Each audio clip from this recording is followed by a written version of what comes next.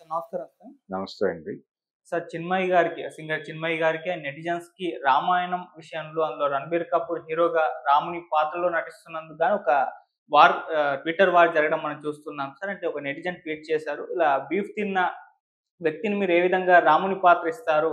'Ranbir Kapoor' beef తిన్నాడు. దానికి రాముని పాత్ర సూట్ కాదంటూ నెటిజన్ కామెంట్ చేశాడు. దానికి చిన్మయి గారు కౌంటర్ అటాక్ చేయడం జరిగింది.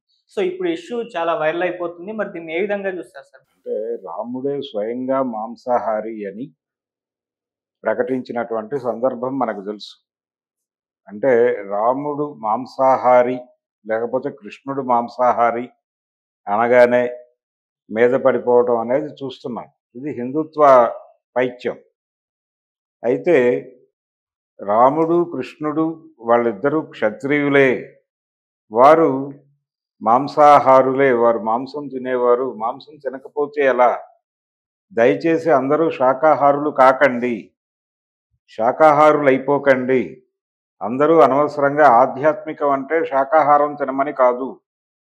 మీరు ఏ కులానికి చెందినవారైతే ఆ కులం ఏం తినాలో అదే తినండి.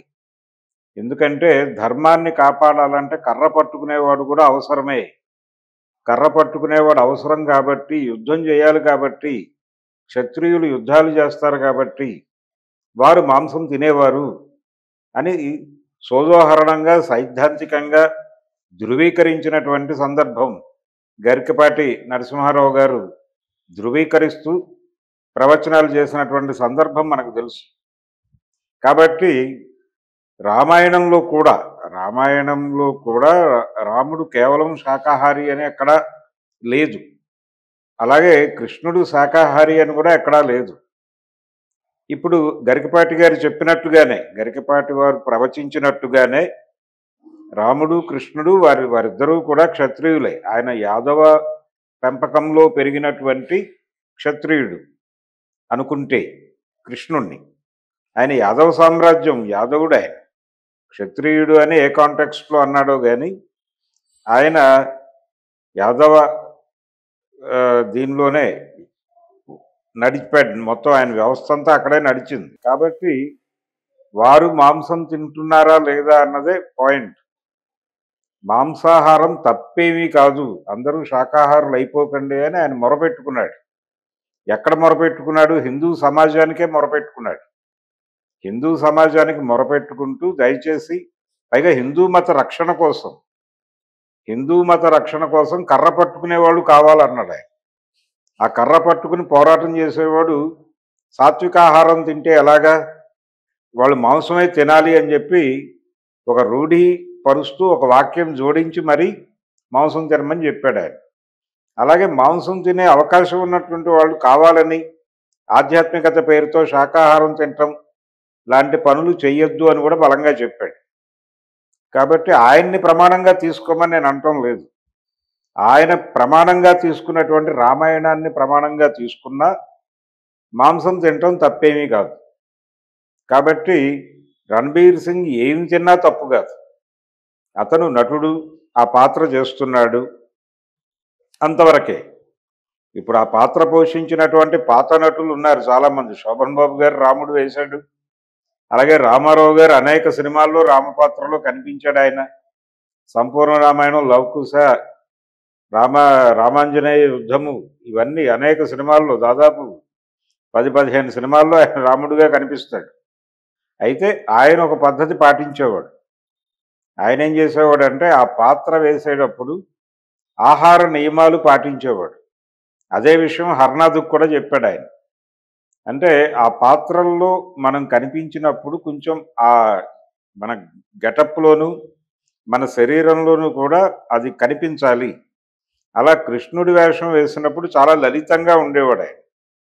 దానవేరు సూరకర్ణలో రాయబారం సీన్లో ముగ్గురు రామారావులు కనిపిస్తారు. కృష్ణుడిగాను కనిపిస్తాడు, కర్ణుడిగా కనిపిస్తాడు, దుర్యోధనుడిగాను కనిపిస్తాడు. కానీ ముగ్గురు ఒక్కరే అనే విషయం చెబితే తప్ప తెలియదు. అంత వేరియేషన్ ఉంటుంది మూడు పాత్రలకి. బిహేవియర్లో, బాడీ లాంగ్వేజ్లో, బాడీలోనే అసలు ఆ తేడా కనిపిస్తుంది. అంటే దాని నిమిత్తం ఆ షూట్ జరిగేటప్పుడు ఆయన ఆహార నియమాలు పాటించడం ద్వారా బాడీని ఆ షేప్లోకి తీసుకొచ్చేవాడు. అందుకని కొన్ని నియమాలు పాటించేవాడు అంతవరకే. అది పాటించమని చెప్పేవాడు మిగిలిన వాళ్ళకి. నటుడు అనేవాడు చేయవలసిన పని అది అని చెప్పేవాడు.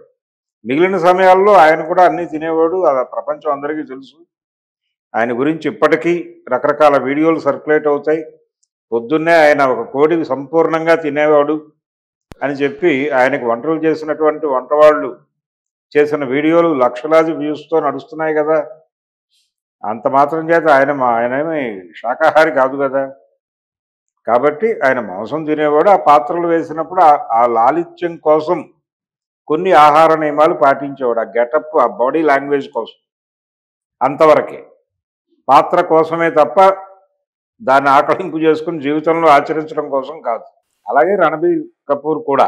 రణబీర్ కపూర్ కూడా ఆయన ఏం తింటే వీళ్ళకెందుకు, ఆ పాత్ర బాగా చేశాడా లేదా.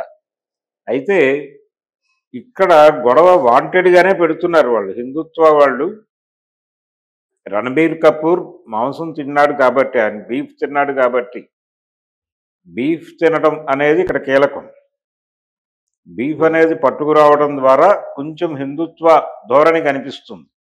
అంటే ఇతర మైనారిటీల మీద దాడి చేయటం అనే కోణంలో బీఫ్ అనేటువంటి పదాన్ని వాడారు. వాడి రచ్చ చేయటం ద్వారా హిందూ పునరేకీకరణ ప్రోగ్రాంలో భాగంగా, ఒక కాన్స్పిరసీలో భాగంగా ఆ మాట వాడారు. ఇది బ్రాడ్గా మాంసాహారం గొడవ కాదు, పర్టికులర్గా బీఫ్కు సంబంధించిన గొడవ. రాముడు మాంసం తిన్నాడా అన్నది కాదు, రణబీర్ కపూర్ బీఫ్ తిన్నాడు అనేది ఇష్యూ. దాన్ని ఇష్యూ చేయటం ద్వారా ఈ సినిమాకు ఒక బజ్ క్రియేట్ చేయటం, ఒక ఆర్గ్యుమెంట్గా ఈ సినిమాని మార్చటం అనే వ్యూహం ఉంది వీళ్ళ ఆలోచనల్లోనూ, వీళ్ళ ఆచరణలోనూ, వీళ్ళ మాటల్లోనూ. దాన్ని పట్టుకుని అక్కడ దాడి చేయాలి. అక్కడ దాడి చేయకుండా, అంటే సాంస్కృతికంగా కలుషితం చేసేటువంటి ప్రయత్నం చేస్తున్నారు వాళ్ళు. అయితే ఒక కళాకారిణిగా చిన్మయి అనే ఆవిడ స్పందించి ఏం మాట్లాడుతున్నారు మీరు, అనవసరమైన రచ్చ చేస్తున్నారు అని చెప్పి ఆవిడ పద్ధతిలో తనకు తెలిసిన విషయాన్ని చెప్పే ప్రయత్నం చేసింది ఆవిడ.